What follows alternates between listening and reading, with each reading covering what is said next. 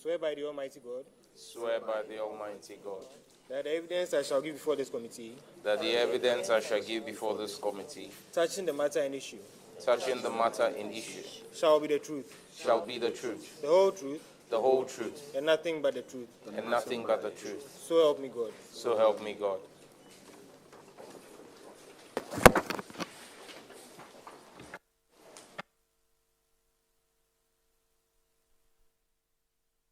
Honorable Minister, could you introduce yourself and the other members of the committee? Thank you very much, Chair. My name is Samuel Nate George, Member of Parliament for Dingo Pram Pram and Minister for Communication, Digital Technology and Innovation. I'm joined this morning by the Honorable Adams Mohammed Suparu, Member of Parliament for Sisala West and Deputy Minister for Communication, Digital Technology and Innovation. We have the Chief Director, Mr. Yao Alexander Affle of the Ministry. We also have the Director of Finance. Minister, I'm sorry, we would like to hear their voices also. Well noted, Chair. Thank you. Thank you, Chairman. I'm Mohammed Adams Sukaro, Member of Parliament for Sisala West, and also Deputy Minister for Communication, Digital Technology and Innovation. Thank you. Good morning, Chairman. My name is Alexander Yao Affle, Chief Director, Ministry of Communication, Digital Technology and Innovations. Good morning, Chairman. Please, my name is Sylvia Amoro. I'm the Director of Finance, Ministry of Communication, Digital Technology and Innovations.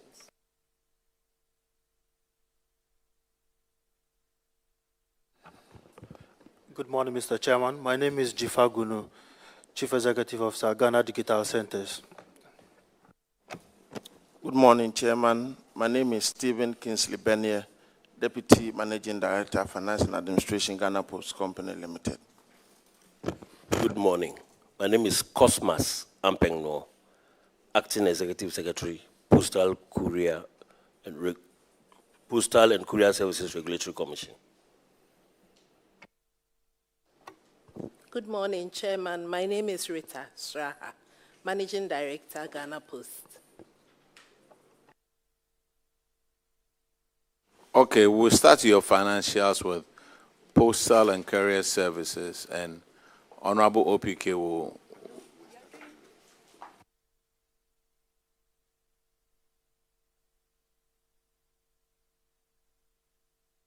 Honorable Minister, we have a lot of things to clear with you before we start.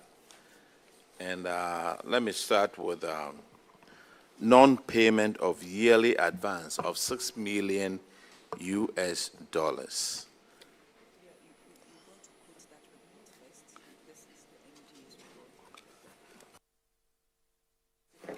And I'm quoting from the report of the Auditor-General on the public accounts of Ghana, ministries, departments, and other agencies for the year ended 31st December 2024.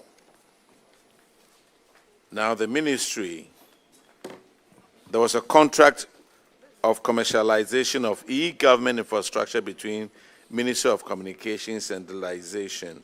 That was a name during her government's time. Now we have changed the name. You said what? No. And infrastructure. And Libara Ghana Limited, signed on August 15, 2018, says that during the term of the initial 5-year period of the contract, Libara Ghana shall make an advance payment of $2 million US for the first year, and thereafter a yearly advance payment of $1 million US to Ministry of Communications and Digitalization. Pursuant to clause 4.5 of the principal contract, Libara Ghana Limited assigned all its rights and responsibilities to Smart Infraco. We noted that between 2020 and 2024, Smart Infraco, a special purpose vehicle, failed to remit to the ministry a total amount of $6 million as yearly advance payment, which becomes due on the first quarter of each year. And then it has the years over here. 2020, $2 million not paid. 2021, $1 million not paid. 2022, $1 million not paid. 2023, same way. 2024, same way. We recommend that the Chief Director should recover the total amount of $6 million with interest at the prevailing Bank of Ghana rate from Smart Infraco, failing which remedies as stipulated in the contract should be activated. Minister, what says you? Thank you very much, Chair. Chair, this contract actually started in 2015 when I served on the board of the National IT Agency. In fact, Madam Rita Shraha, who is today Managing Director, was also on the board at the time when that board approved for the then MD to engage Libara. The contract was not consummated before we left office in 2016, and the Akufo-Addo government took the decision to sign with Libara in 2018. The terms of the contract are as you have read out in the Auditor-General's report. However, we have been appraised of addendums to the original contract. Addendums which have sought to alter the letter and spirit of the original contract. The original contract was for Libara Ghana, a private company, to commercialize the excess capacity of NITA, the National IT Agency. There had been about $300 million worth of investment by the John Mahama I administration. And so we asked that the infrastructure of NITA should be commercialized and there should be a profit sharing between the private entity and NITA. However, we were very clear that it should be on new business. So NITA already had a number of government agencies as its client. That business was supposed to be exempt from this commercialization because this new entity was not going to be bringing in this new business. But for example, on the Eastern Corridor Fiber, you had 48 core, and at that time, we were using less than 6 core. And so to commercialize the rest of the infrastructure, we said we needed a private vehicle to do this. There were 120 LTE base stations which we thought could be commercialized. Mr. Chair, or Madam Chair, it's become evident to us that there have been 2 addendums that have changed the contract, handed over fully the entire government infrastructure to this private entity. In fact, an SPV was set up called Smart Infraco that took over all rights of Libara Ghana. Now, I have referred this to the Attorney General for his advice, and so, but the issues we have raised for the Attorney General to advise us on is that the terms of the original contract stated that Libara could not assign more than 20% of their rights to a third party. Now, the current situation is an SPV has been set up called Smart Infraco that has taken over 100% of Libara's rights. The other issue that arises is the fact that when we took over the ministry and there was the need to change passwords for some government agencies, it became clear to me, and unfortunately my Director General for NITA is not here, he's a bit under the weather. NITA had no access to the National Data Center. Minister, you mentioned that the terms had changed in one breath, and in another breath, you also said that they had also amended the main contract. So,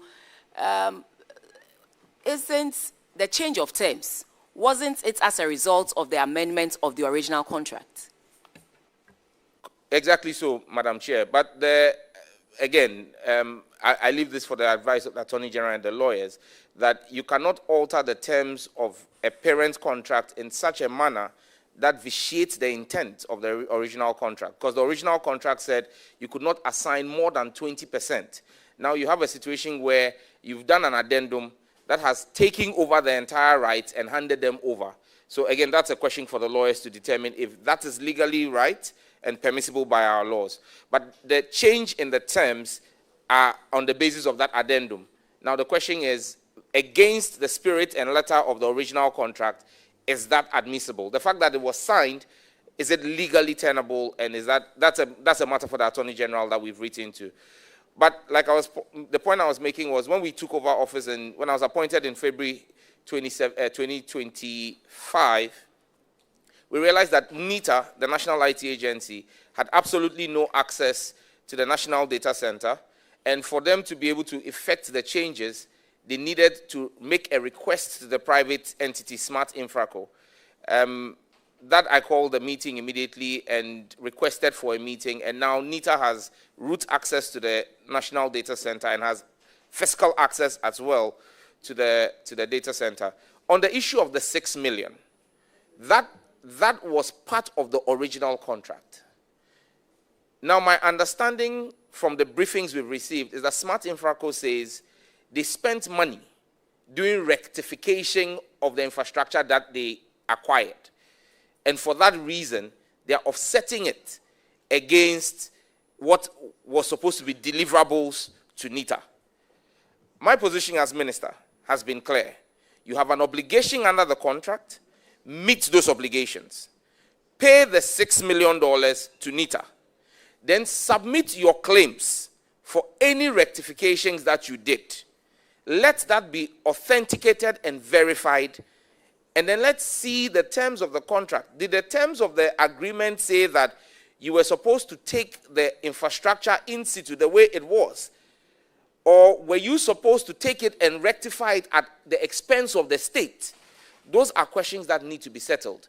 So this 6 million is owed the state, and we've written to the Attorney General to advise us on the steps to reclaim the $6 million. But, Mr. Chair, the last point I will make is that I believe that this matter is of grave national importance because the infrastructure we talk about is our national data center. That's where all our critical assets sit. As we speak, the country is aware of what's going on with the Ministry of Health and the LIMS contract. Mr. Chair, the Ministry of Health has reached out to us to provide some support for the stopgap measure they want to do. Now, we are being told that that contract, which is not being, or this service that we are going to render from the National Data Center to the Ministry of Health, must be signed with this private entity and payments made to the private entity. And so I have written officially to the Director-General of NITA, instructing him to engage the Ministry of Health directly and not through the private entity. Because the asset is the property of the Ghanaian people, paid for in full by the Ghanaian people with our taxes. And this is another government agency we are offering services to. If any payments will be made, it will be made to NITA directly. The terms of the contract must be that Smart Infraco should go and bring new contracts and new jobs and share revenue. And not that they sit back and then our government asset has been handed over to a private entity and they are commercializing it and taking all the revenue. This is what I inherited. And this is what we are trying to fix. Well, thank you very much, Minister. I can understand the explanations you are giving to this committee. Our concern has to do with public funds that ought to come to the public. Whatever you are suggesting sounds to me like a policy direction that you want to undertake. When the report came before this committee, we wrote to the companies involved, and they have also given us their response. But just so we are all on the same page and we do not take these things so lightly, I want to read to you that per the report from Smart Infraco, they claim that clause 6 required that Smart Infraco restored all infrastructure within 12 months using its own capital. They also claim in clause 6.4 that the company was allowed to deduct capital expenditure, direct cost, and taxes before calculating revenue share. And in clause 12 of the same report, it also states that there was a second addendum which overrides the original contract in case of inconsistencies. And I seem to understand your concern with changes in contracts and all of that. But with a few contract law that we've learned, this is a clear case of novation. One company, one private company moving to the other. Because they are not here, and because it also involves some legal documents and all of that, that is why we're also reading to you the response that they have given to this committee. So I want to find out from you if you have an idea of what the company is saying, and that the clauses that they claim, especially clause 6 and 12, are contained in the report. Thank you. Thank you very much, Chair. I've just pulled out the contract, and I'm going to read the original contract, the parent contract. I'm going to read clause 4, and the heading for 4 is cost and risk. 4.1 says, save the procurement of an irrevocable bank guarantee or letters of credit. Libara Ghana shall undertake the obligations of this contract project at its own cost and risk.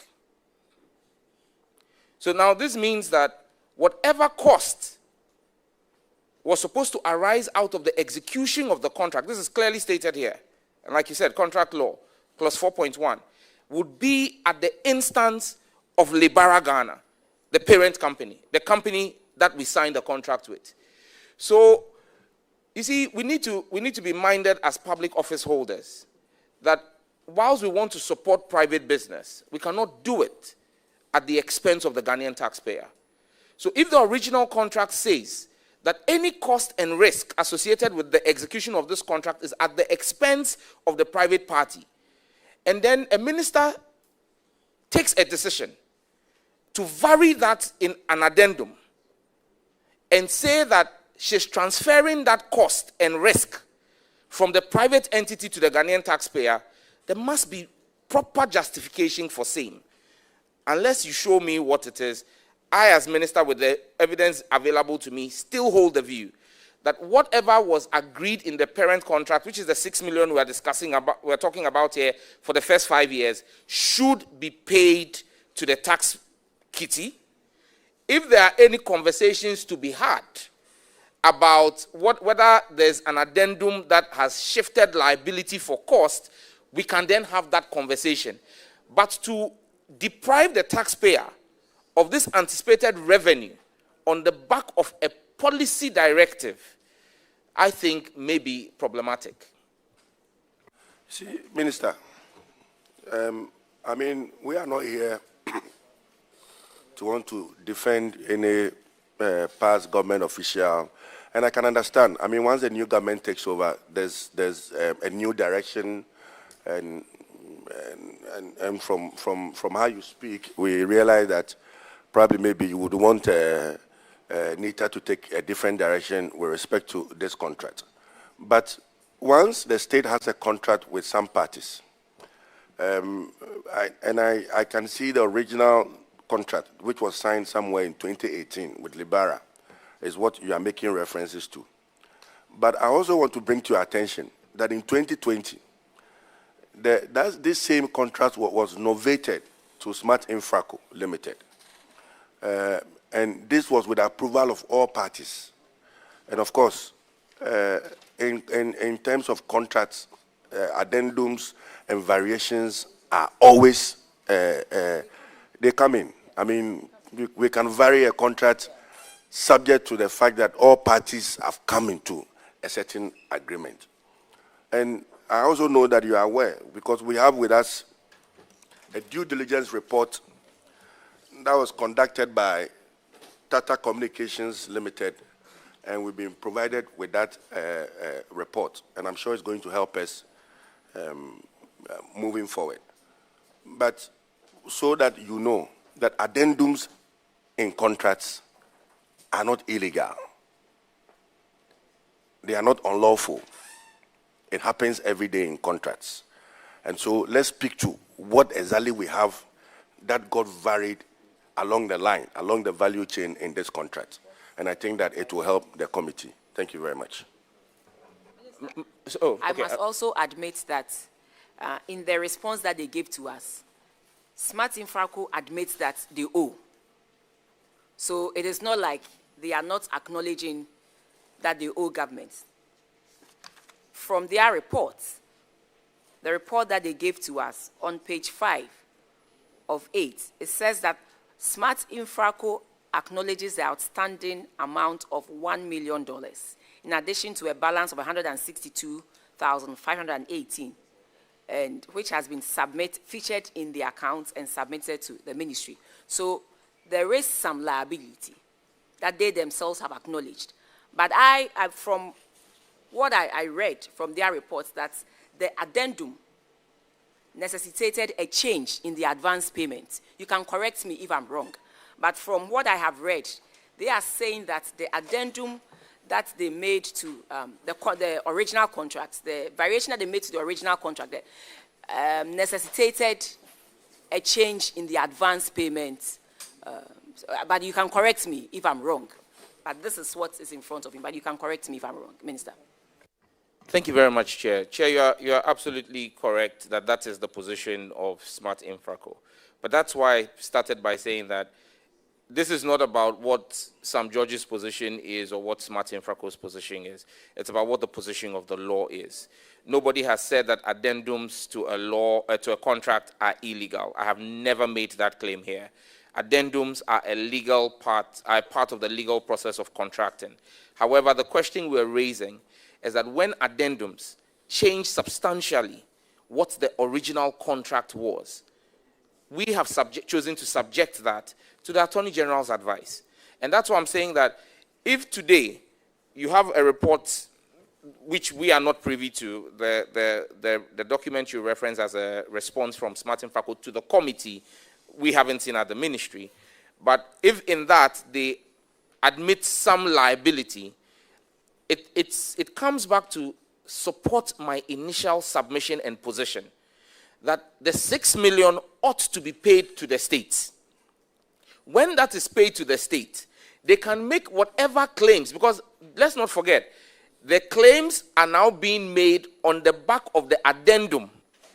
Not because the parent contract says that all the cost and risk should be borne by the private entity. Now they are saying that the addendum allows for them to move that liability to government.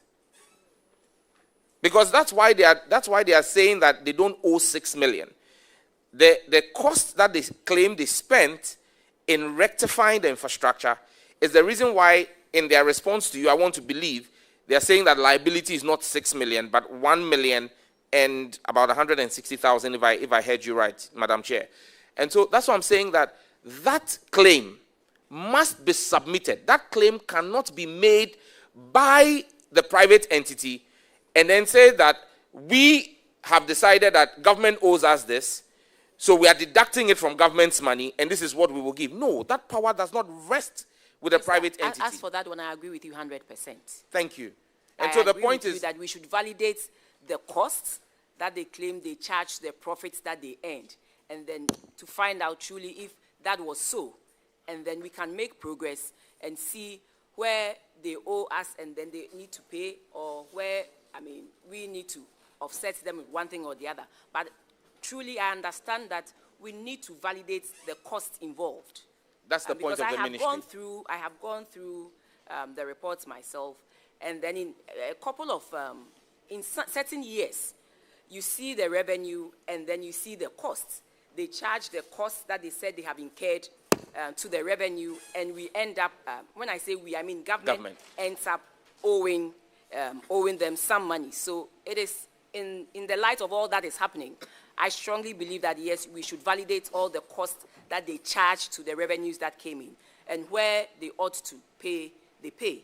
And so as for we validating those terms, and in terms of the costs that they applied to the revenues after the addendum or the renewal, the tweaking of the contracts, I believe that we should look at it and put it in perspective. Yeah. Thank you, Madam Chair. I'm happy that we are in agreement that there needs to be a validation of the claims, and then we on the back of that, decide how to proceed. But bottom line is, so long as there is an obligation to the state, that must be met. Because if you don't meet that, then, as the auditors have indicated, we will begin to charge interest at prevailing bank rates because you are holding government revenue. So it's best that they submit what is owed to the state whilst we do the validation. Because if the longer they hold it, to settle the Auditor-General, we would have to surcharge them the interest on the monies that they are holding at the prevailing bank rate.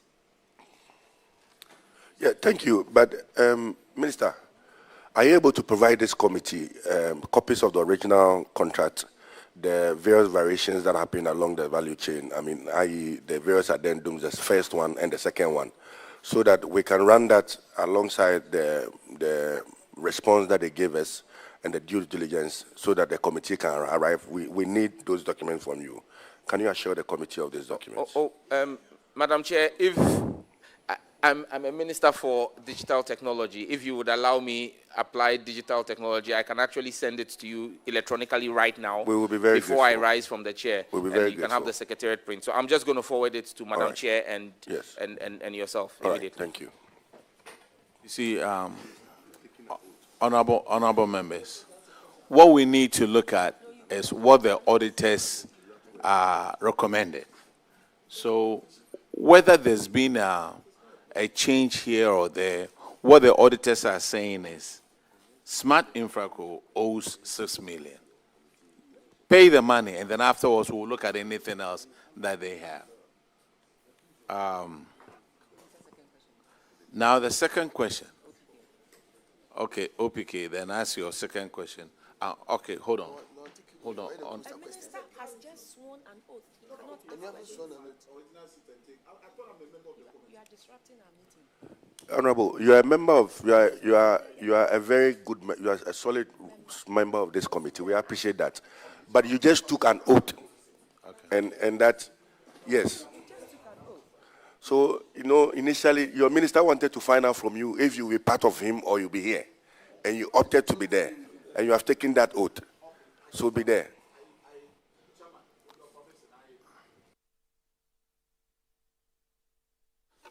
Chairman, like my colleague OPK Riley said, I am a member of the committee, and we are speaking to an audit report. But I heard my colleague reading from a report from the company that we are discussing, a report to him alone, and not to all the members of the committee. If you have a copy, I, as a member, I do not have a copy. Please, I'm coming. I think that there were recommendations by the auditors who audited the ministries, and they recommended that an amount of $6 million should be retrieved from the said company. We are speaking to the report. My colleague, I was expecting him to ask the auditors what were their point of references when they were conducting that audit. He chose to ignore, and he spoke to a document before him.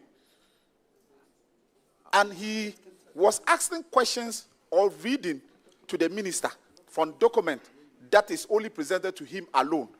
And I don't know where he got the document from. Honorable member. Which, Mr. Chairman, please, if you can allow me to land. I appeared here. Yeah. I represented my minister.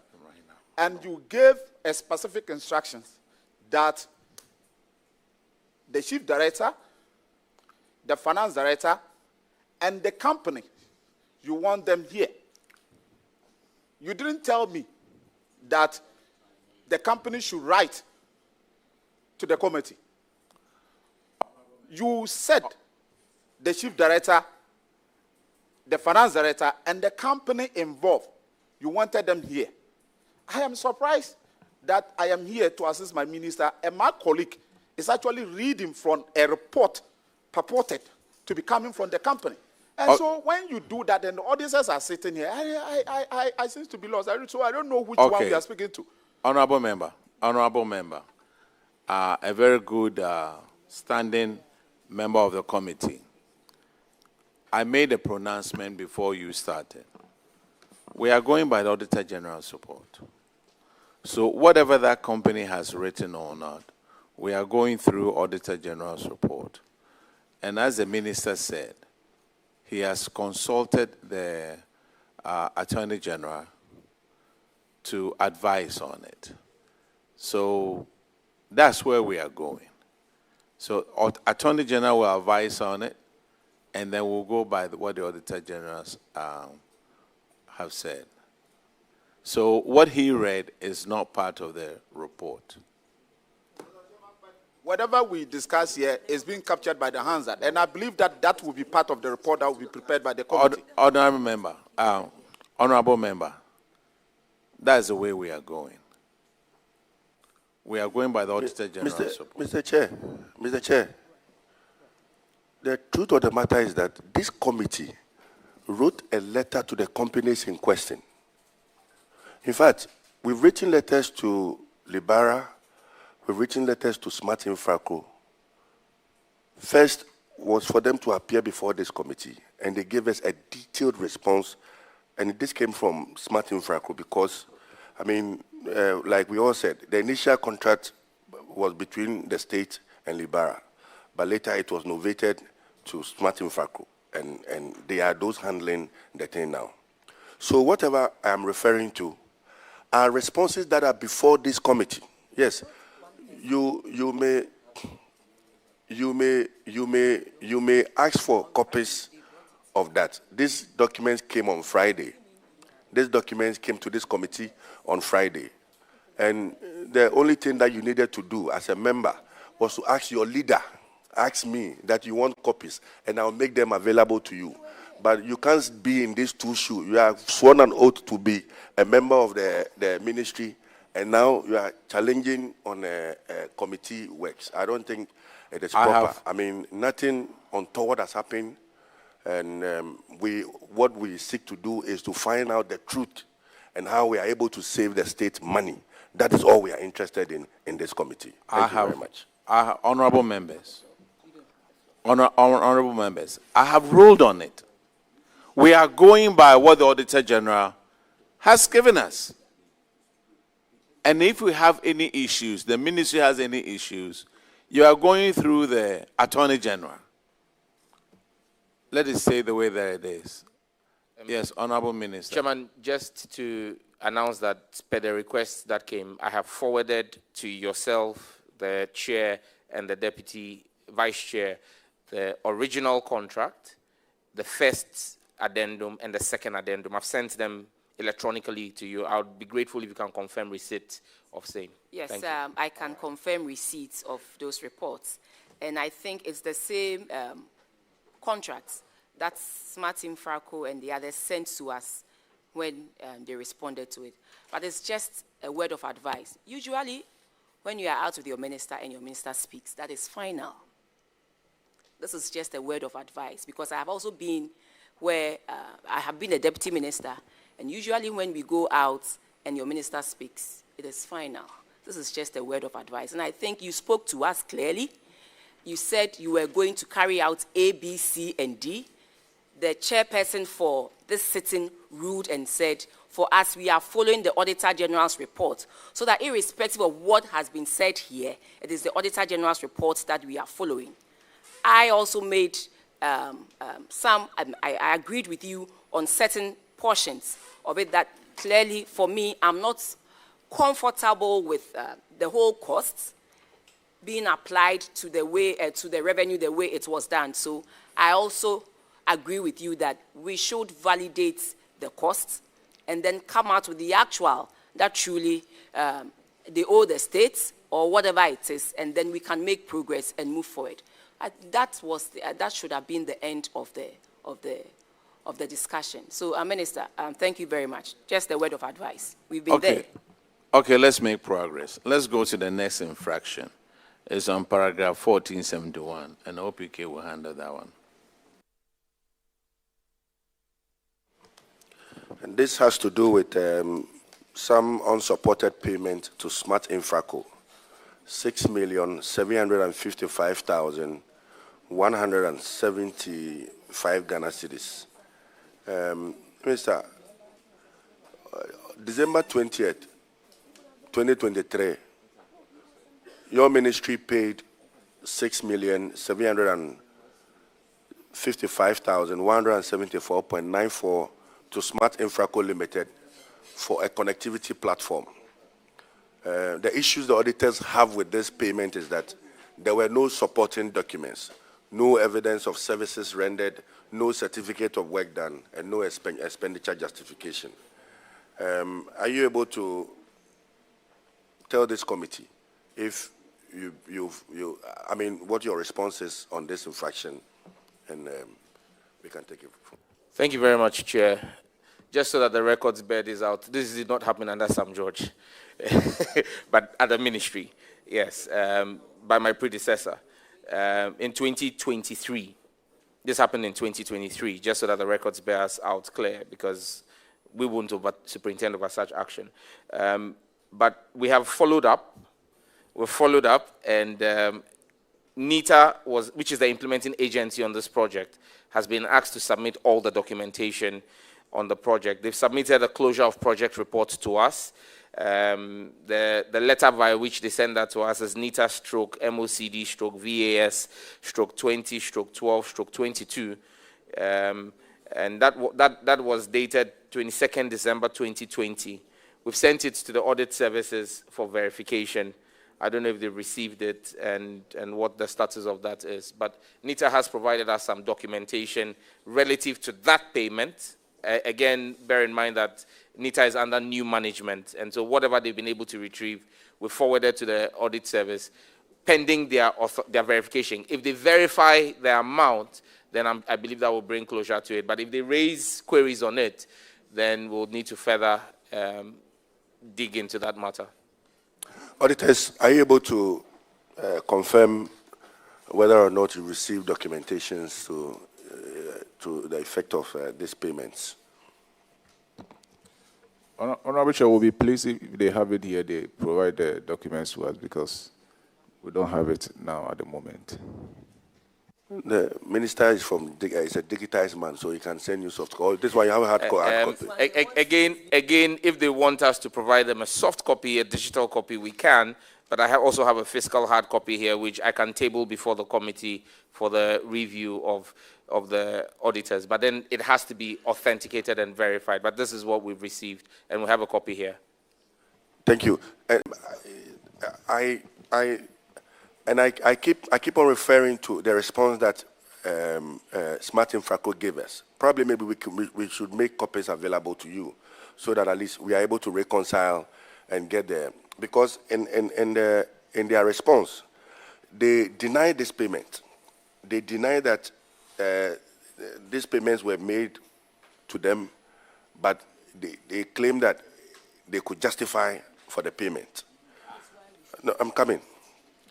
They also claim that the Auditor-General's report miscalculated or misclassified the payment, arguing that it was not part of the e-government infrastructure commercialization contract, but rather a different project altogether. And so we will share with you their response. We'll share with the auditors their response, so that we can reconcile and have a certain agreement with respect to this, so that we know what the real challenge is. What is it that if we have to make any reference to the Auditor-General, to the Attorney General, what is it specifically that we are doing? Thank you very much. Mr. Chair, I am guided, and I'm grateful to get a copy of the responses. However, I just want to make the point clear. My fidelity is to the state. It's not to a company. And once my fidelity is to the state, as a member of Parliament myself and a former member of this committee, I understand that what forms the base material for my decision making is not a company's rendition and response, but the Auditor-General of Ghana's report. And so long as the Auditor-General of Ghana has raised questions about that payment. Even if a private company thinks that they have challenges, they can have redress to the courts, to have redress to the courts to clear their names. And sitting in this committee as a member, we've had cause to ask companies to go to court to clear their name and challenge the decisions of the Auditor-General. But sitting in this chair as Minister of State, my fidelity is to the Ghanaian people and the Auditor-General's report, and that says that that payment was questionable. We have raised the documentation that we have found. I think that we should allow the Auditor-General to verify and authenticate and vet it. And then on the basis of the rule of the decision of the Auditor-General, we can proceed, but not on the opinion of a private company. Thank you. Certainly, we agree with you 100%. I mean, we sit here with the sole aim to protect the public purse. How we do that, I mean, we won't be members of this committee, is that we interrogate the matter beyond what the Auditor-General has given us. Then we can now report to Parliament, the plenary, what indeed the Auditor-General meant in the committee. In doing so, your feedback, that of the Auditor-General, and in this case, the last reference where we brought on board the companies, all matter. So we respect your response. We also appreciate the response from the company. We also rely heavily on what the Auditor-General tells us. Then we can now conclude. And that is why I was making reference to the response that they gave us. And we are ready to even give you a copy so that it can help you in your reconciliation and even in your moving forward. So for us, it's about the state. And I know for you, it's about the state. That is why we are here. Thank you very much. All right. Just like I ruled earlier, we are going by the Auditor-General's report. Whatever the company has given to us, we'll allow them to go through it with the Attorney General and the Auditor General. We are here reviewing Auditor General's report. Okay, now let's move on. Ministry of Communications. Let's go to the Postal and Courier Services. And Honorable OPK, you go through the financials. Thank you very much. And Minister, I want to refer you to page 910.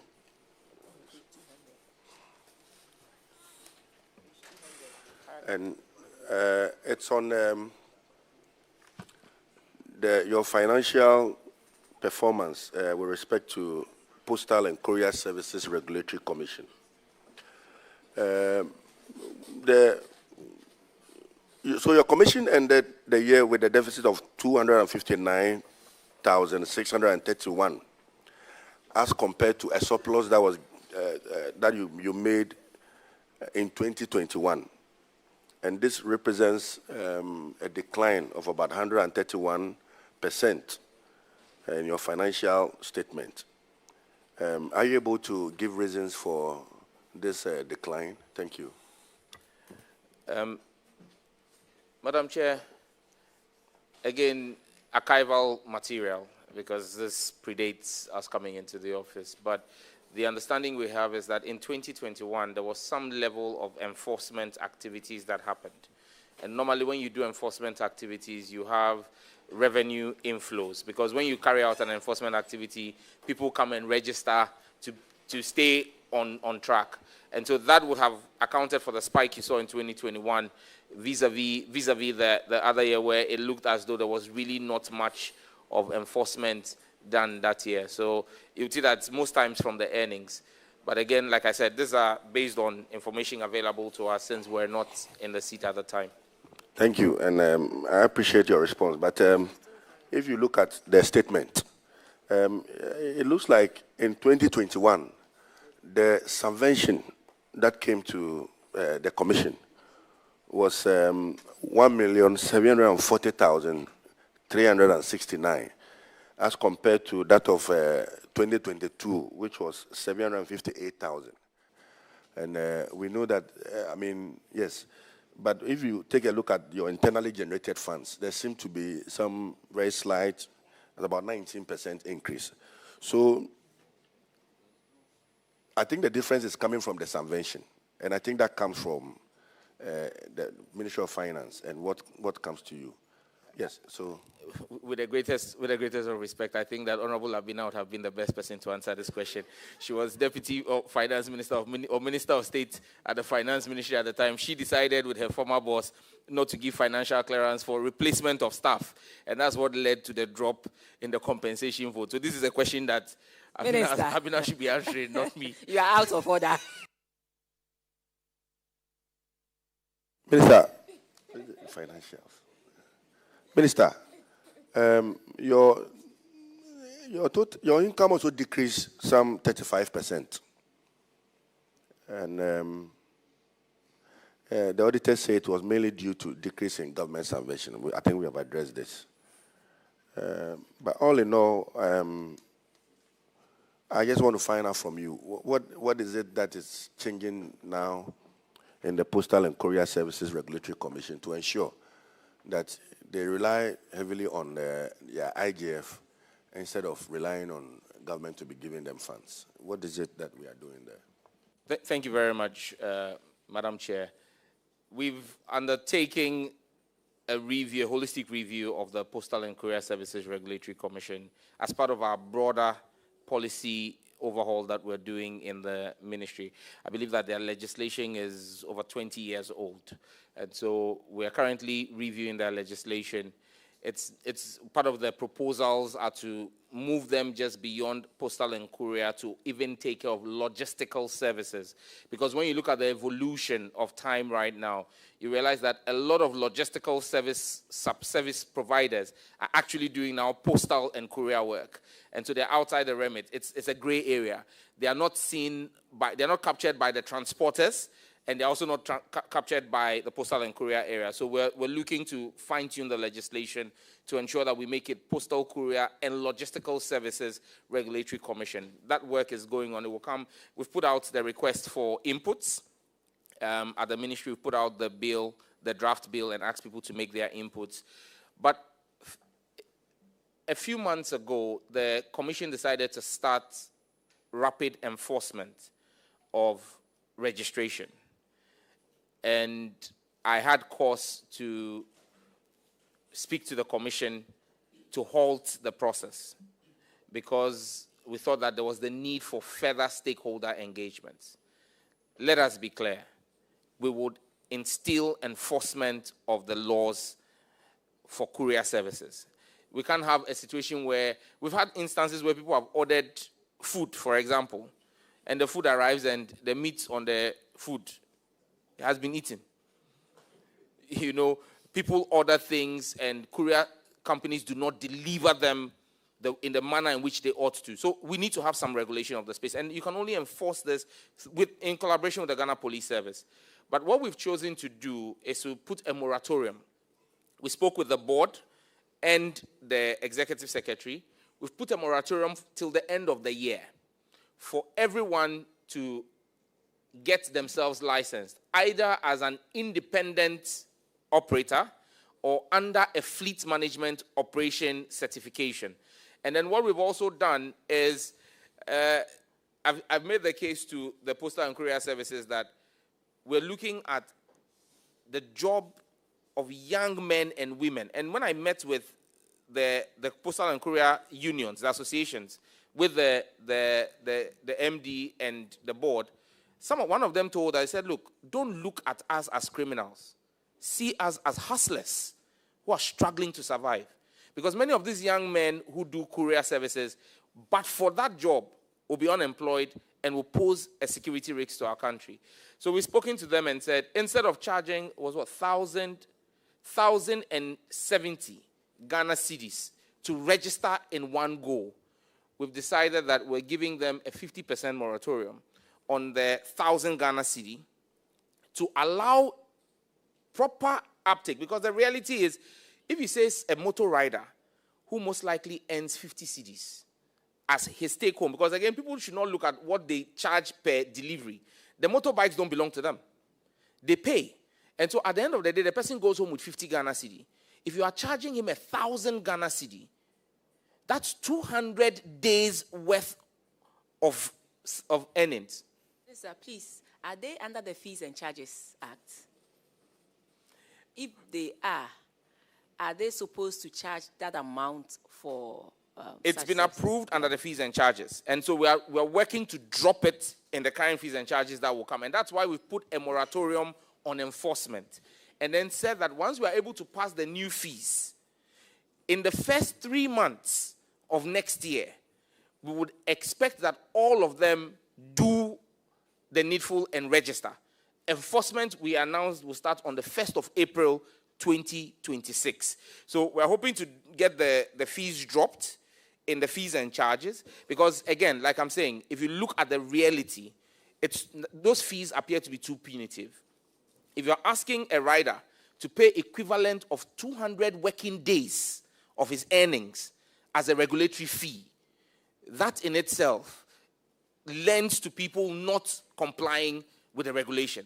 So we are trying to drop it to make sure that it is more friendly for people to be able to. We've asked them to also create USSD codes where people don't have to walk or ride to their offices before they can register. You can register using your short code and your Momo and get the PIN. And then we've also asked them to, just like the insurance companies have done, where the police are able to check, in this case with the chassis number of the motorbike or the tricycle, if they enter it into the system, it will show whether they are a valid license holder or not, so that the harassment of these young men on the road will cease. We want to enforce the law, but we want to do it with a human face.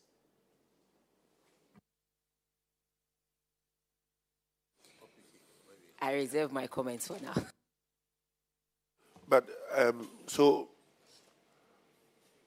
currently, what is it like? For instance, I know that now people do no longer go to the passport office to pick their passport.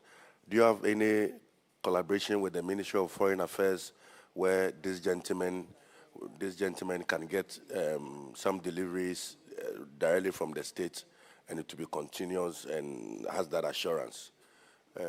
If you have not looked at it, it's something that you should consider. Yeah. Well, Madam Chair, the Ministry of Foreign Affairs is responsible for the passports. My respectable brother and colleague, Honorable Samuel Okujeto Ablakwa, decided to digitize the entire process, and in doing so, put out a public tender for courier companies to put in a bid. The Postal and Courier Services Regulatory Commission is different from Ghana Post. The Postal and Courier Services Regulatory Commission is the regulator. Ghana Post is a player. So it's like having NCA as a regulator, and if we had a Ghana Telecom operating.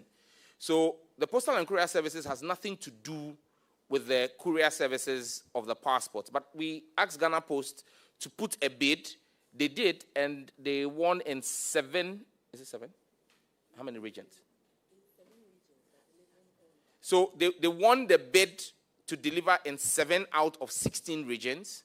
However, in reality, the Ghana Postal Company, Ghana Post, is doing the delivery in all 16 regions. Because even those who won the other lots are relying on Ghana Post infrastructure to do the delivery. So Ghana Post, and because of that project that we are executing for the passport office, and if I'm not mistaken, we've delivered over 70,000 passports, close to 80,000 passports in less than 6 months of running this operation. Ghana Post has had to retool and get more riders. So we've picked up a few of these young men under the Ghana Post, retooled, we're retooling and trying to even expand our fleet, but we're working on it. But then Ghana Post is regulated by the Postal and Courier Services Commission. Yes, I understand all of this. My interest was the last bit of your response. How we are able to get these young boys some work to do. And once Ghana Post now has a bigger mandate and they are employing a lot more people, most of these young boys will now get something formalized, and be earning something at the end of it. So that's why I brought up this suggestion, and I'm happy that Ghana Post is involved in this whole delivery process. Thank you. All right. Let's move to the next.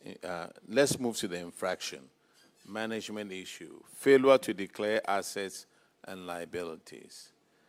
Section 1 of the Public Office Holders Declaration of Assets and Disqualification Act, 1998, Act 550, also states that a person who holds public office mentioned in Section 3 of this Act shall submit to the Auditor-General a written declaration of all properties and or assets owned by him and all liabilities owed by him, whether directly or indirectly.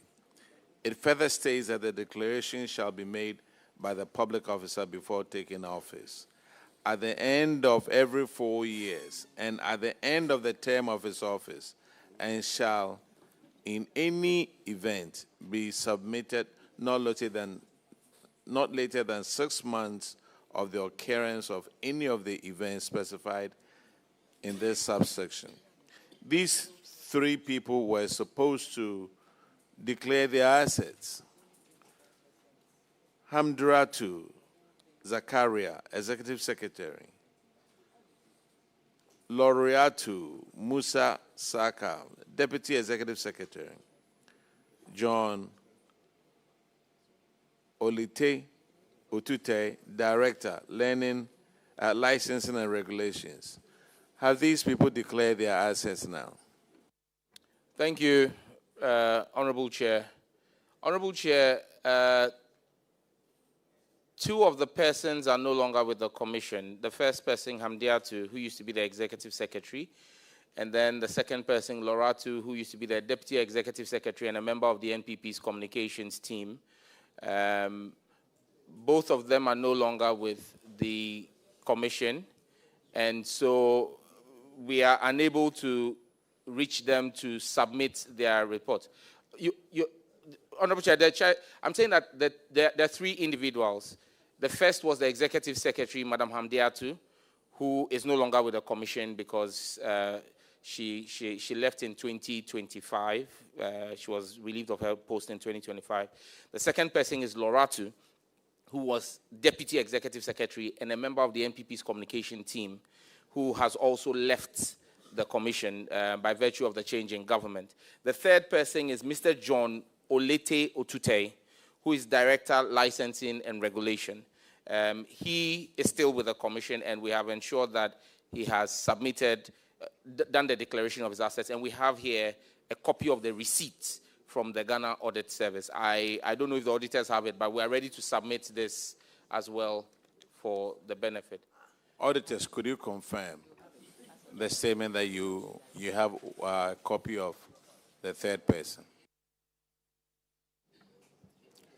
Yes, Honorable Chair, the third person has declared her assets, and then we also have the Executive Secretary also declared assets. Thank you very much. All right, let's go to Ghana Digital Centers Limited, and Honorable Abna Osiasare will handle the financials. It's on paragraph 925.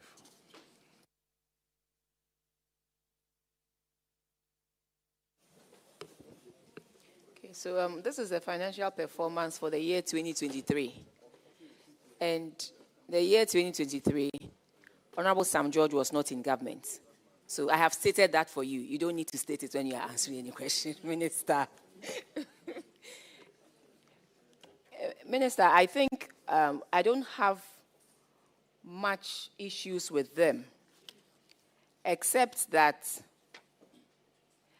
they are, previously in 2022, they could cover their short-term liabilities by 3 times, but it's dropped to 2. So maybe they are not doing something right. I looked at their expenditure, I looked at their profits, and it looks like they are rather increasing their loss. 2022, they made a loss of 4 million. 2023, a loss of 4.2 million. So that's that they check these things, because in this day of digitalization and everything, a lot depends on them, and they can make lots of money, raise lots of revenue to help the communications ministry carry out its mandate. So they should look at whatever it is that is taking away so much in terms of expenditure and try as much as possible to fit within the revenues that they raise. Minister, I think on the whole, that's the piece of advice I want to give to Ghana Digital Center, that a lot depends on them. They can do a lot. But the fact that they are raising revenue doesn't mean they should spend all the revenues that they are raising, but they should put some to good use and also bring their current ratio status to what it was or even better for what it was in 2022 or even better than 2022, but they shouldn't see a drop. That's what I have to say. Yeah. Thank you very much, Chairman. Chairman, and the point you make is very clear. And I was just mentioning to the current chief executive that this is the reason why I have declined 2 trips of his already this year. Because if you look at the problem in loss making, if you look at the 2022 to 2023 revenue, they actually improved their revenue remarkably from 8.8 million to 22.8 million. Wow. So remarkable increase. Yeah. However, when you look at their expenditure, from 12.8 million, they jumped to 27 million. So a large chunk of that was spent on travels. Expenses. Yes, travels. So that's why I'm saying they should work on reducing the expenditure. And I can assure you that under the reset agenda of President John Dramani Mahama, that is actually in full swing. We've cut down a number of travels from the agency to ensure that places where, when the GDCL, for example, Miss Geek, Ghana, we had a representative who was supposed to be in Rwanda. As well, I'm sure you would have seen a video of myself supporting kids from my Redeemer School in Geneva, where Ghana placed 3rd in a robotic thing. That was supported by GDCL. Previously, you would have had 6 or 7 people from GDCL escorting one person. Now, what we've done is, it's only one person. In Geneva, it was only the chief executive. In Rwanda, it was only the deputy chief executive. So prudent management of taxpayers' money is what will help us improve our ratio back to where it ought to be under the reset agenda. Thank you. So that is what you are promising this committee the GDCL will do. So I pray and hope that it will reflect in the 2025 Auditor-General's report. But beyond that, I think everything is fine. And I hope you are running the place as you ought to run the place. Okay, let's go to the infraction management issue on paragraph 934. And Honorable Kinney will take care of that. Thank you, Chair. This infraction has to do with outstanding rent. 7 tenants owed you rent, totaling an amount of 180,421.99 as at 31st December 2023. This has affected your operations in a way.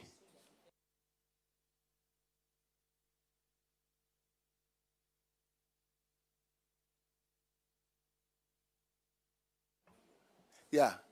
The Auditor General tasks you to recover the said amount and provide evidence of payment as a proof. Have you done that? Thank you very much, Mr. Chairman. We have taken prudent steps as part of our accountable governance to trace most of this outstanding debt.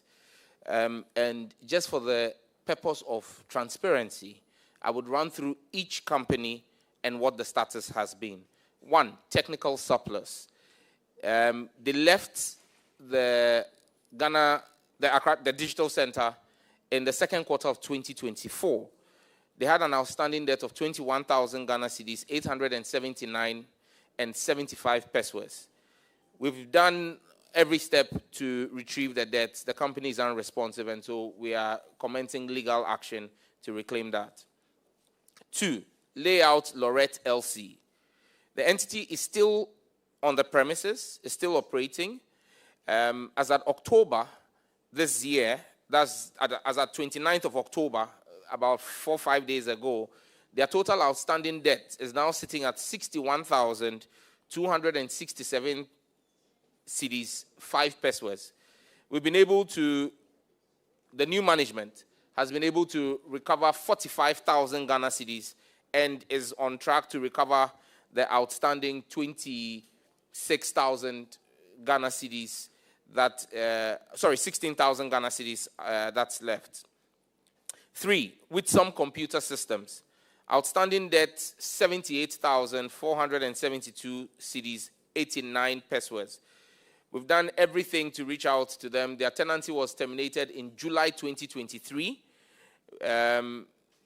The previous management terminated their tenancy without taking steps to recover the money. The phone number on record is no longer active. And so we're still trying to find an officer of the company or any asset of the company that we can raise legal actions on. 4, MW Technologies. The debts for that still remains the same. The tenant left without notice. And so we have sent them a demand notice and also put the lawyers on stand to begin legal action against them. 5, Ghana Startup Network. They remain tenants of the center. Their old debt has been paid, but they have a new debt for 2025, which is 10,168 cedis, 2 pesos. Management is working with them to get that payment for this year. 6 is Kudigo Limited. Current outstanding debt is 54,578 cedis, 16 pesos. The last made payment on the 13th of August 2024 of the amount of 21,400. The entity left the center without any notice. Management has tried to reach them. We contacted a gentleman by name Kingsley, who is a staff, but he says he's not responsible for settling the debt.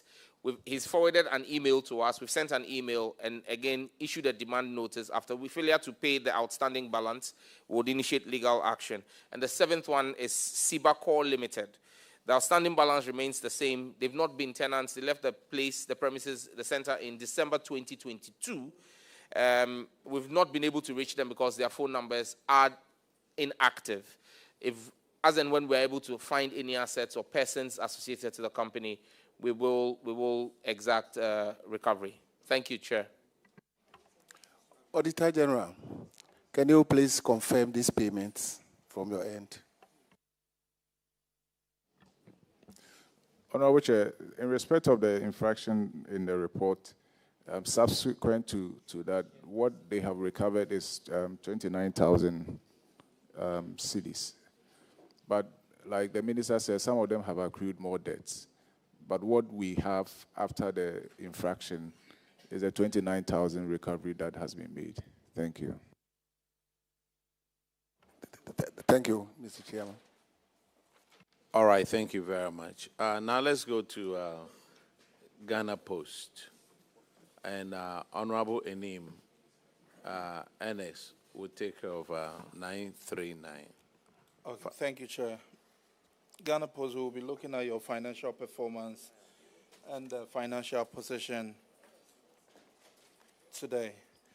So on your financial performance, I can see that the bottom line, Ghana Post posted a very good profit from the initial loss position from 2022. But then I just want to understand a few things. Your operating cost went up by about 35%, and the general and administrative expenses also went up by 51.8%. I just want to understand, looking at the increase in revenue as against the increases in your expenditure, what accounted for that high increase in expenditure for 2023? Thank you, Mr. Chairman. Mr. Chairman, the answer is very simple in one word: the mismanagement of the economy by the Akufo-Addo administration. Because a lot of the increases, Ghana Post pays a lot of airlines for the transporting of the parcels that we send to Europe and the United States, and we pay that in dollars. So when you saw the mismanagement when Ken Oforiatta, Abina, and co were at the finance ministry, and Dr. Baumia in charge of the economic management team, you then saw that... Respectfully, Minister, stop it right there. Just go straight to your question and answer, and don't be name calling. You understand? Minister, please answer the question. Oh, when this was there, Minister, I don't think that is how we should be here. You are here, you have been here before. I have been where you are before. Let's just go straight to the point. I'm guided, Chairman. Thank you. So in 2023, when the CD depreciated, you realize that because we're paying in dollars, if you were paying a fee of $100 to an airline and the exchange rate was 8, our expenditure would have been 800 cedis. And then when it went to 16 in 2023, you then have the challenge that your expenditure now becomes 1,600. So that's what accounted for that. So it's the forex losses, yeah. But I'm sure that when you see the 2025 financials, you realize that even though we are doing more volumes, our expenditure would have dropped, because now with a better, stronger CD that's trading very favorably, you realize that our forex expenditure will be better. Thank you, Minister. Thank you, Minister. I'm just looking at, I had earlier indicated that the bottom line for 2023 improved from a loss position of 1.2 million. All I wanted to understand was what accounted for the increases in the general admin expenses. And we are looking at the respective officers at these institutions. So going forward, we are looking at how best we can keep costs down and not just spend anyhow. That is why I asked that question. So we'll move on to the financial position, Minister. I can see that they improved slightly on their ratios, but then it's still not enough to be able to meet their short-term liabilities. So I would encourage that going forward, we pay attention to some of these things, so at least we don't get into situations like this. Thank you, Chair. We are guided, Chair, and I can assure you that, you see, 2022 as well, in all fairness to the previous administration, was also a recovery period. So the revenues were now picking up again, because in 2021, don't forget there was COVID. And so once there was COVID and you couldn't do a lot of movement of parcels, the recovery process is slow. It takes some time for it to build up. And so you then saw them go back to full profitability in 2023. So that's why you see the profit margin. But then the point is the profit could have been more if the forex thing was also low. So, yeah. Minister, it's not just the forex. If you had reduced other expenditure, because usually that is one thing I have seen, running through most of the... say if they had reduced expenditure. Minister, there's continuity in government, so you better stop that and move on. Yes. Minister, what we have seen consistently in the public boards, with the public boards, is that once they make more revenue, they increase their expenditure. It was only Minerals Commission, where when they realized they were making losses, they decided to reduce their expenditure. And when they came in here, we commended them. But I knew it was not these particular people who made that commitment. But because they are the ones there continuing with what has been done, I commended them. So it is in that same vein that when you come and there are issues, you take it up and solve it. I believe that is why the people of Ghana voted for you. But Minister, the issue is not to do with just the exchange losses alone. If I should go into their operating costs, if I should ask them to break down the 134 million for me, you will see some things that will surprise you. So it's not just about the exchange losses, but there are other expenditures that are in there that ought not to be there. You sat here and told us how you are helping Ghana Digital Center to reduce their expenditure. Because what? They usually would have flown 6 people for just one event with one person. So these are the other things that we should be looking at. Because tomorrow, if we should see this thing, what are you also going to say? Is the same forex losses? No, but there are other equally important things that I believe we should spend some time to help them with, like you're helping GDCL, help them with, and that should help them reduce their expenditure. The fact that they make more revenue doesn't mean, we should spend. So that's a note of caution to Minister, your agencies. MD, yes. this is advice from the chair through me to you. You are guided. You want to take it as policy position.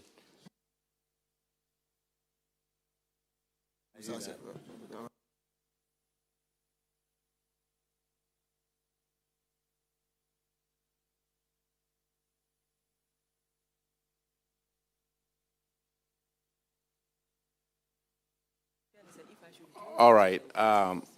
Let's go to the infractions.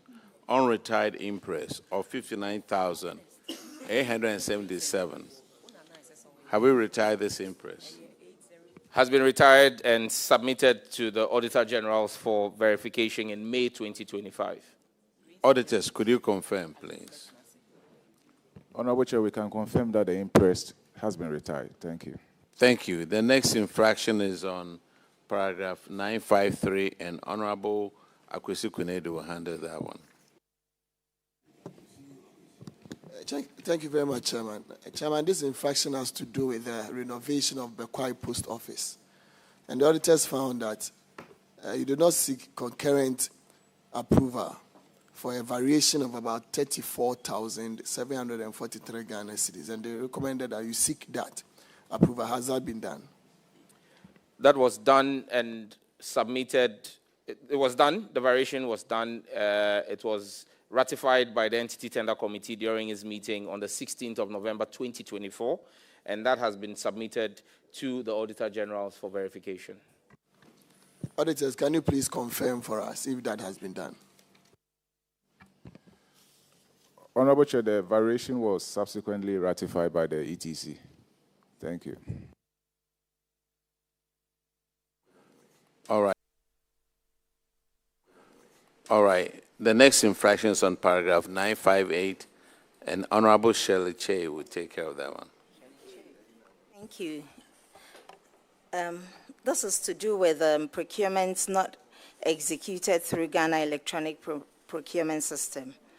And our Public Financial Management Act 2016, Act 921, public corporations and state-owned entities are to maintain good governance and management practices.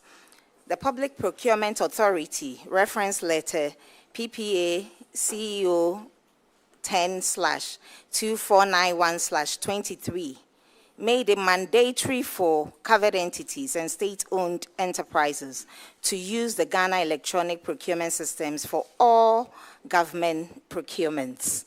Now the question is, why did you choose not to use the Ghana Procurement Electronic Systems in transactions totaling over 7 million Ghana cedis?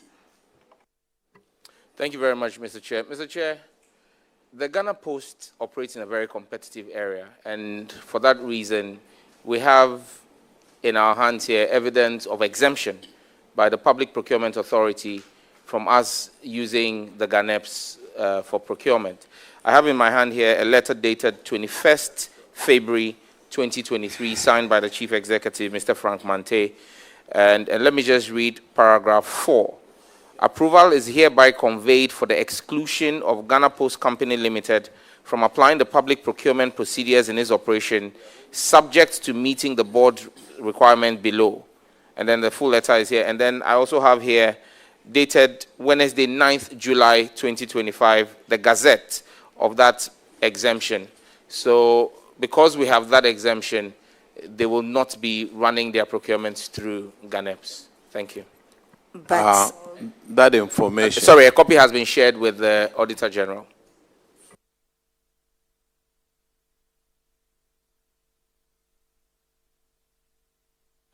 So is there a reason why the auditors were not informed or were not given a copy of this letter? At the time the audit was done, even though the approval had been given, it had not been gazetted. And so that's why we see, I said the letter was 21st February 2023, but the Gazette is dated 9th of July 2025. The new management was the one that did the Gazette. And so that's why at the time the audit was done, there was no Gazette to show to them. Okay, good enough explanation, but I don't see how you are walking through an alleyway. There is light in one and there's darkness in one, and you choose to walk through darkness. I mean, what would be the consequence for practicing good governance? And I don't know why you were given that exemption. But I think the auditors recommended that you comply going forward. So can you give us an update if you've started complying? Honorable Chair, we are not walking in any darkness. We are walking in light. The Ghana Post Company Limited has its own procurement manual approved by the PPA. So it's not the Wild West where procurements are just happening in any way. No. There's a specialized manual because, like I said, they operate against, the Ghana Post is operating against all the private courier companies that you see in the country. They don't, if Ghana Post was bidding, for example, the passport job, they went into that as a competitive bid with all the private entities who went in there.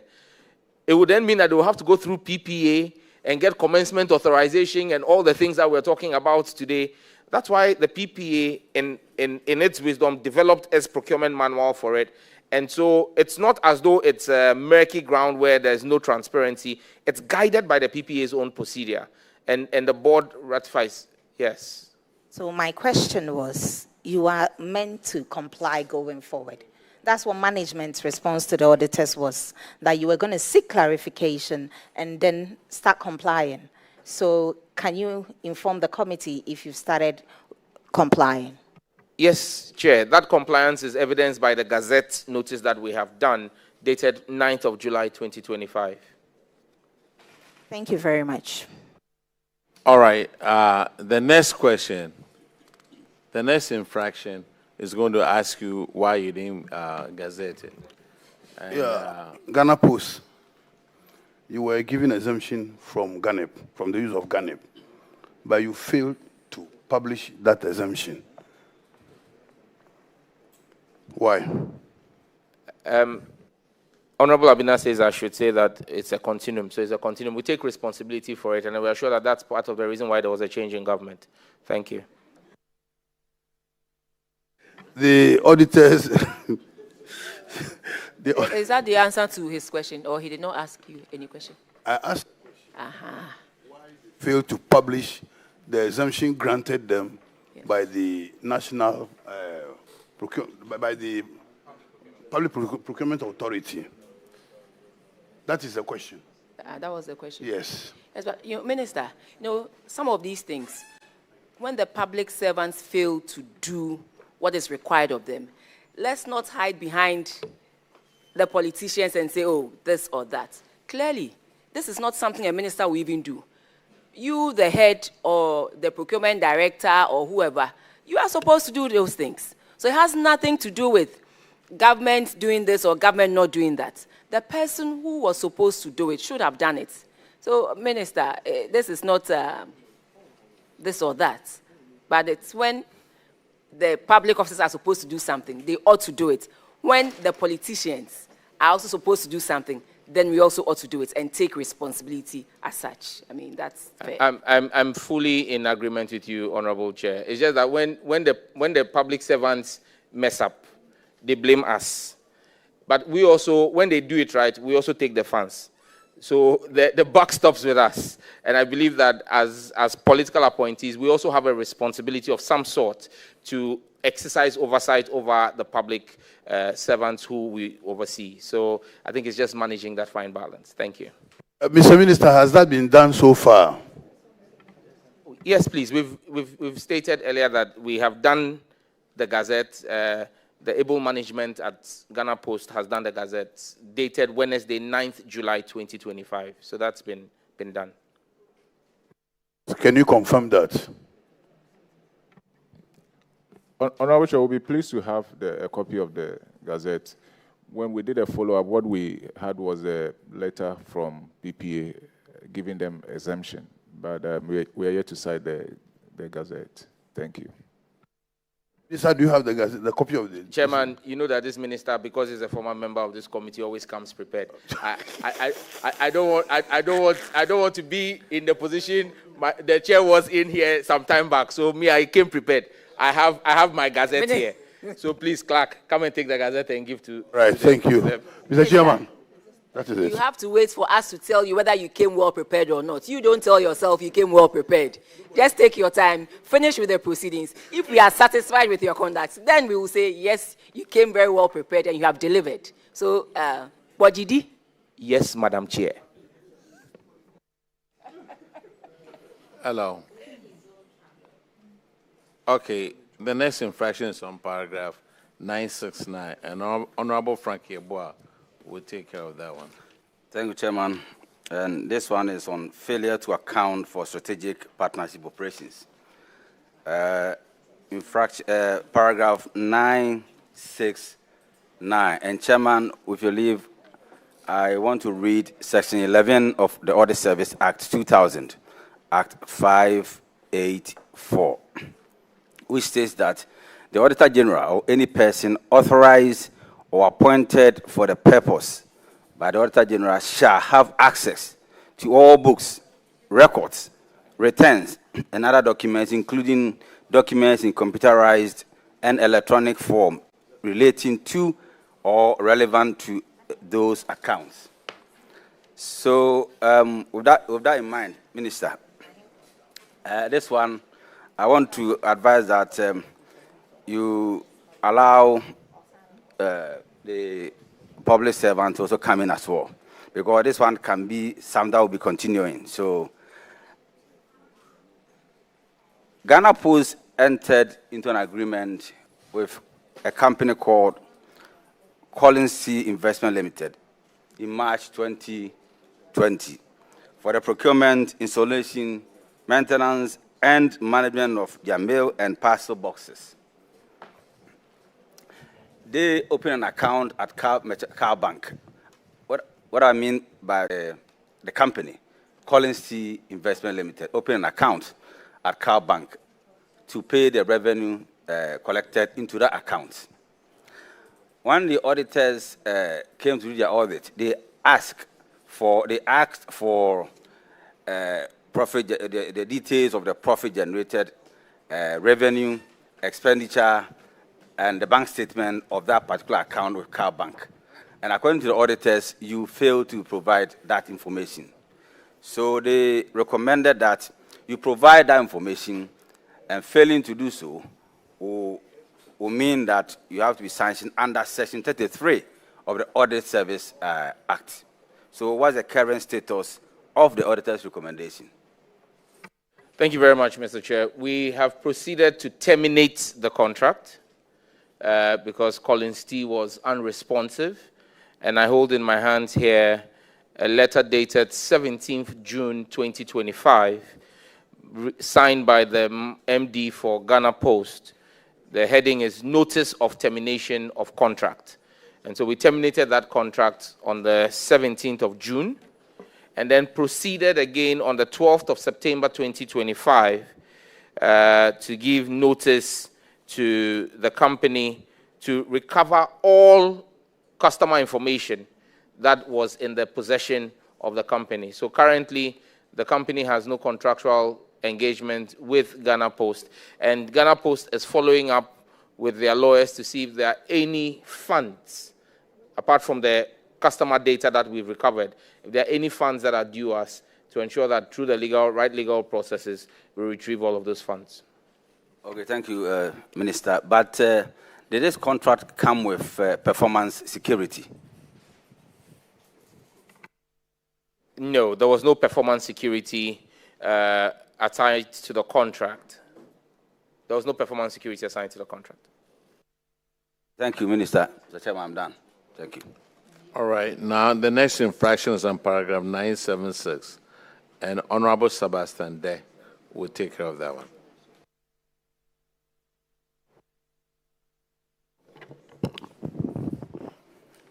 Thank you, Chairman.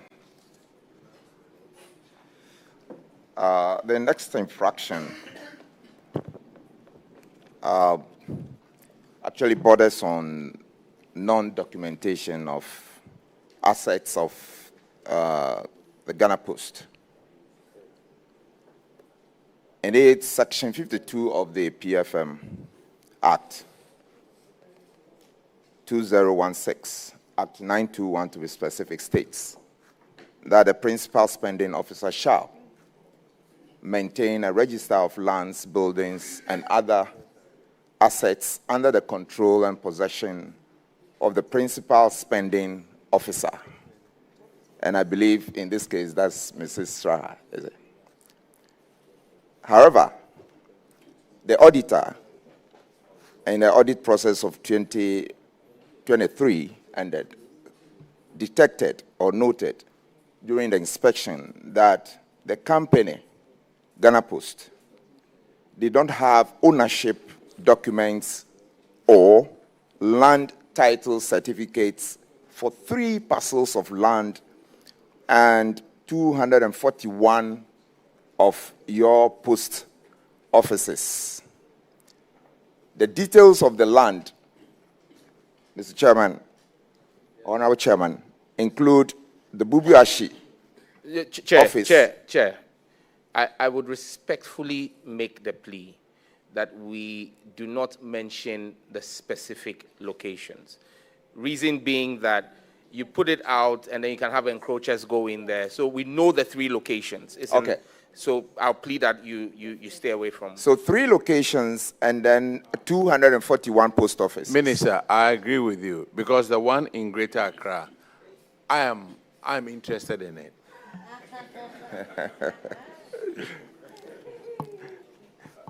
Yeah, Minister, thanks for that prompt. But the fact remains that 241 of our post offices do not have land title certificates or proper documentation.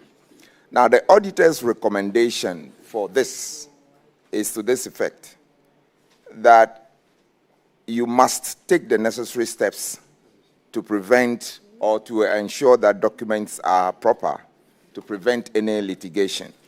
My question is, what is the status? Thank you very much, Chair.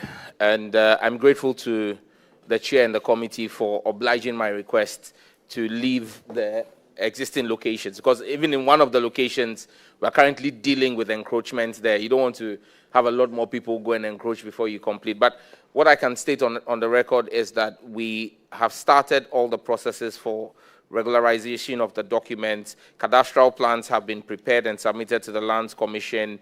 They have acknowledged same. They are preparing the bills for us on one of the parcels. And one of the other parcels, they are actually giving us a bill. The bill was about 1 million Ghana cedis. We wrote back to the Lands Commission asking for a downward review. They gave us a 25% downward review. And so the company is in the process of raising the funds to pay, because some of these lands are huge parcels. And so when you look at the costs from the Lands Commission, again, we are minded not to just dump all of that immediately into 1 year's financial expenditure. So we are trying to regularize them. The other one, we have a 45-year sublease from the grantor. I'm sure that's the land the chairman says he was very interested in. We have a 45-year lease from the grantor. We have paid, we've made a down payment that is almost 75% of what they are asking for. And that, again, is even forex denominated. So we've done substantial work to secure the lands. Now, on the post offices, 241 of them, they are littered across the country. And so the company has started an assets register, and an asset registry, basically, and is taking stock of the locations and the conditions and situations of all the various titles, because some of them, they started the process, it wasn't completed, some nothing at all has been done. So they're in different stages, so that we can then engage the Lands Commission as one state agency to another to see how well we can stagger the payments for regularization. Because if we were to regularize all of these lands in 1 year, we'll be spending in excess of 100 million Ghana cedis, which would basically bankrupt the company. So, but we would want to start the process and work with the Lands Commission to stagger the payment over a number of years. But work is actively underway to ensure that we secure all of our assets.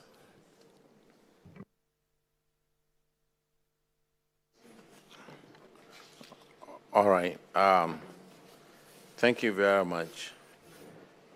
The next infraction is on paragraph 981. Did you check out from the auditors? Well, the minister did indicate that they are in the process of doing it, and I think that his answers were satisfactory. But the auditors can buttress what he has said. Yes, Honorable Chair, they've taken steps to register their land. The documents that we have perused, they have taken the concrete steps in registering the lands. Thank you. All right, the next infraction is on paragraph 981, and Honorable Cletus will take care of that one. Thank you, Chairman. Chairman, this infraction is on unaccounted revenue, 18,275 Ghana cedis.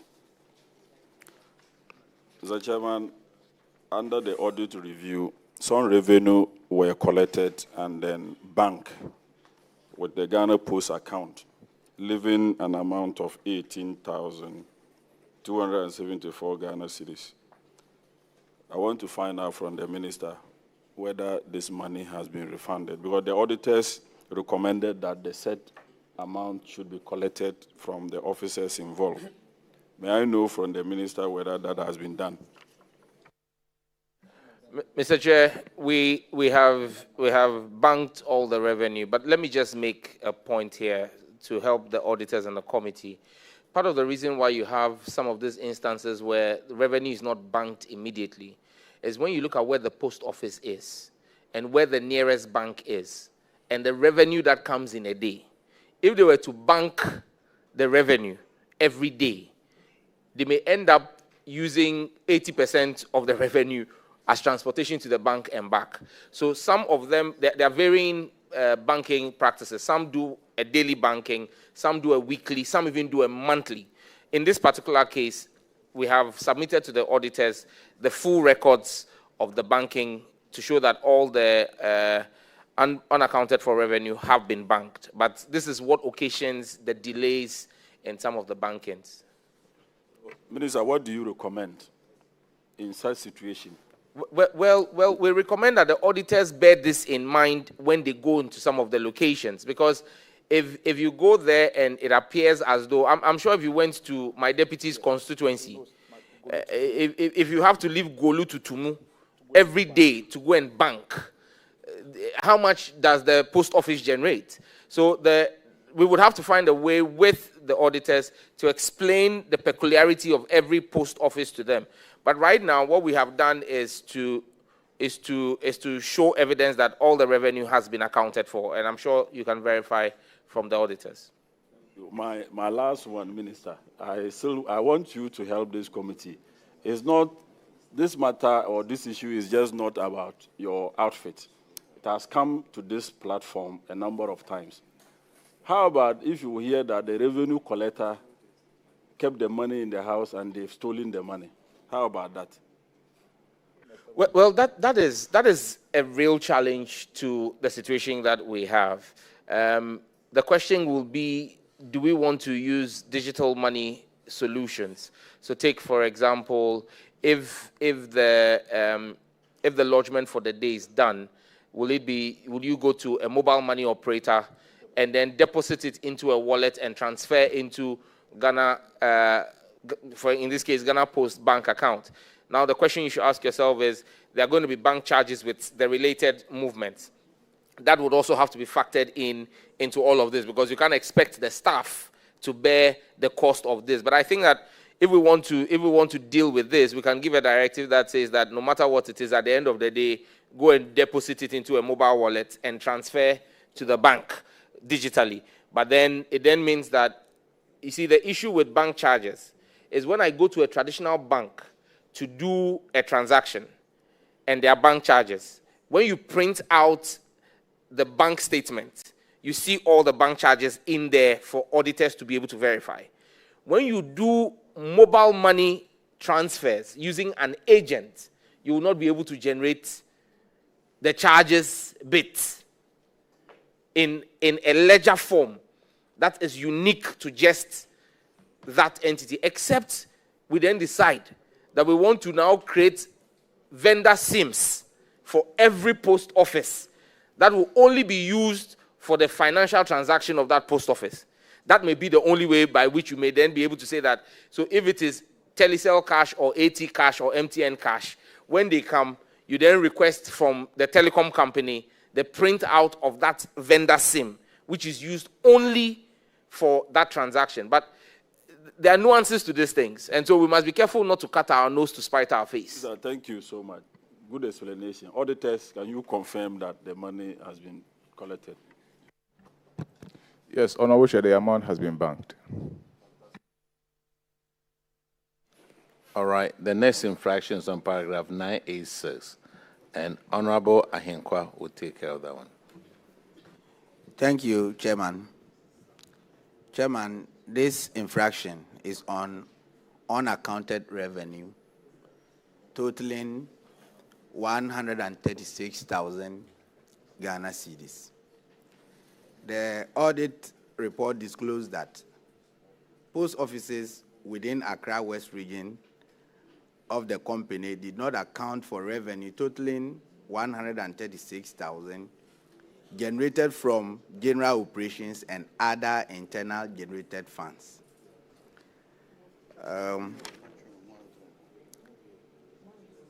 The head of Accra West region explained that the irregularity occurred as a result of delay in release of operational funds to the various post offices. As a result, payment for operational expenditure were made out of the gross revenue collected by the various post offices. The auditors made the following 3 recommendations. 1, that management should recover the unaccounted revenue of the 136,000 from the staff involved. 2, that management should ensure that all revenue collected from the various post offices are promptly deposited in the gross company's revenue account without disbursement. And the 3rd one, management should ensure that operational funds are released to the various regional offices in a timely manner to avoid direct disbursement from the daily sales revenue. Before I have 3 questions. Who is responsible for the release of the operational funds to the various post offices? Head office. It might have accounted Head for. office. Head Okay. office is responsible. So what was the challenge? Okay, so Chair, in responding to this whole, the Accra West Regional District, Accra West Regional District oversees 14 post offices: Kaneshi or Doko, Dansoman Estate, Dansoman Community, Dakuman, STC, Abosiokai. It oversees 26, but there are 14 that have the issue. Abosiokai, Malam, Niboyman, Weja, Kolibu, Odupongpehe, Kaswanyanyano, and Abeka. Now, the challenge you have is that previously releases were not going on time for operational expenditure to the various district offices. So what then happens is once the release has not been made from head office, the post offices still need to carry out their daily operations. And so for whatever revenue they get, they hold some to carry out the operational expenditures, awaiting the release from head office. When head office finally makes the receipts, then they go and do the settlement in the bank. I can assure you that under this new dispensation, that's not the case. Releases are going on time, monthly, and so there is no justification for anybody to, especially in urban areas where you don't have the challenges we just discussed with the previous question, where banking distance occasions them to hold the funds for like a week or a month. In urban areas like Accra, nobody has that excuse to hold the funds anymore. We're making sure that the funds go when they have to go, they get their operational expenditure. And so this thing, they call it firm receipts. The staff people, they have a title name for it, I've just been told, they call it firm receipts. The issue of firm receipts is no longer an issue in part of our operations now because funds go regularly. And then with respect to the issues that have been raised in the Auditor-General's report, all of those have been settled. We've submitted claims to and evidence to the auditors for verification. Auditors, can you verify or authenticate their claims? Yes, Honorable Chair, will be pleased to have the documents if you have it. Because, yes, we have not seen it. We'll run a copy because these are originals. We'll run a copy and then submit same to you. So we have the originals here, but we'll just run copies for the audit service. All right, the next infraction is on paragraph 993, and Honorable Desmond Paytu would handle them. Thank you, Chair. Minister, this infraction is about unaccounted revenue, a total of 45,136.10, which affected 4 stations, Ejiso, YEW, Kumasi, Konongo, and Agogo. And auditors were saying that such money should be recovered and paid same to the appropriate accounts. So I want to find out whether the money has been recovered and paid same to the account due. Thank you. Chairman, recovery has been made, payment has been made, evidence has been shared with the Auditor-General. Thank you. Auditors, we would like you to confirm whether the payment has been done. Yes, Honorable Chair, we can confirm that that has been done. Chair, I think that is all. Thank you. Thank you very much. The next infraction is on paragraph 1000, and Honorable Nasser will take care of that one. Thank you very much, Chairman. Minister, this unsupported payments in your Western Region office, I would just like to find out if the CEO has been able to provide the relevant documents to the auditors to support the payments of about 69,000 of taxpayers' money. 1,000. Okay, thank you very much, Chair. Chair, we have honorary receipts from the head, which we have shared with the auditors, covering the full amount from the head of the Western Regional Office. Auditors, please can you confirm the claim by the Minister? Yes, Honorable Chair, the payments have been supported. Thank you. Thank you very much, Honorable Minister. You and your team, you are discharged. Now we call... Minister, I'll give you 70 over 100. Chairman. That is an A. Are we overruling this question? Well done. Minister of Defense, please. Substantive question. It's always here, but listed, but it's overruled.